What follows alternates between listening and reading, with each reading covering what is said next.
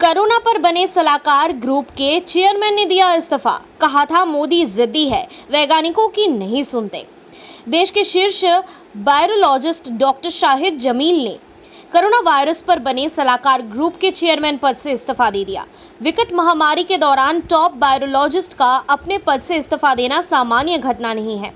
ये भी 70 साल में पहली बार है जब अहम पदों पर तमाम बैठे लोग निराश होकर अपना पद छोड़ रहे हैं। अरविंद पनगरिया से लेकर डॉक्टर शाहिद जमील तक काफी लंबी लिस्ट है। ऐसा इसलिए होता है कि किसी क्षेत्र का माहिर आदमी उसकी चुनौतियों से तो निपट सकता है, लेकिन अंतर्राष्ट्रीय स्तर की मूर्खताओं से नहीं निपट सकता। इसलिए वो इस सरकार से दूरी बना लेता है।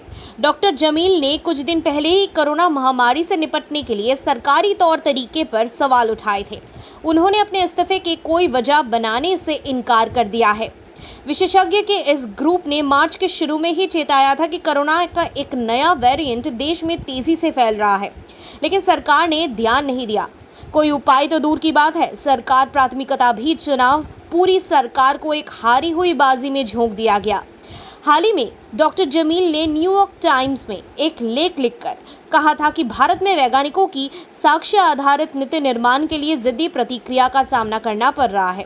उन्होंने मोदी सरकार को भी सलाह दी थी कि उनको वैज्ञानिकों की बात सुननी चाहिए और पॉलिसी बनाने में जिद्दी रवैया छोड़ना चाहिए।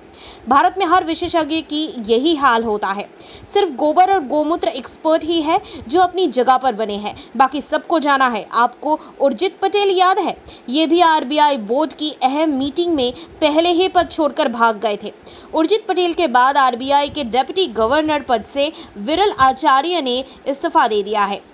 उसी दौरान अर्थशास्त्री सुरजीत भल्ला ने प्रधानमंत्री की आर्थिक सलाहकार परिषद से इस्तीफा दे दिया है। सुरजीत भल्ला नोटबंदी और अन्य आर्थिक फैसलों के समर्थक थे। नोटबंदी के समर्थक तो उर्जित भी थे। इन दोनों का इस पद से इस्तीफा देना ऐतिहासिक घटना थी। इसी तरह अरविंद सुब्रमण्यम ने भी मुख्य आर्थिक सलाहकार पद से इस्तीफा दे दिया था। अरविंद पनगरिया ने नीति आयोग के उपाध्यक्ष पद से इस्तीफा दे दिया था। विरल आचार्य का इस्तीफा जून 2019 में हुआ था। उस समय तक मोदी सरकार में अहम पदों पर रह रहे 8 लोग इस्तीफा दे चुके थे। राष्ट्रीय सांख्यिकी आयोग के भी 2 सदस्य ने सरकार के फर्जीवाड़े से तंग आकर इस्तीफा दे दिया था। सरकार की ओर से नियुक्त इतनी संख्या में विशेषज्ञ अपना पद छोड़े, ये इससे पहले कभी नहीं हुआ। ऐसा इसलिए हो रहा है कि ये एक अक्षम और अयोग्य सरकार है जो जिद्दी और अपनी प्रवृत्ति से मूर्ख भी है। हाल ही में इंडियन मेडिकल एसोसिएशन का बयान देखें तो ये भी सरकार के रवैये से हैरान है।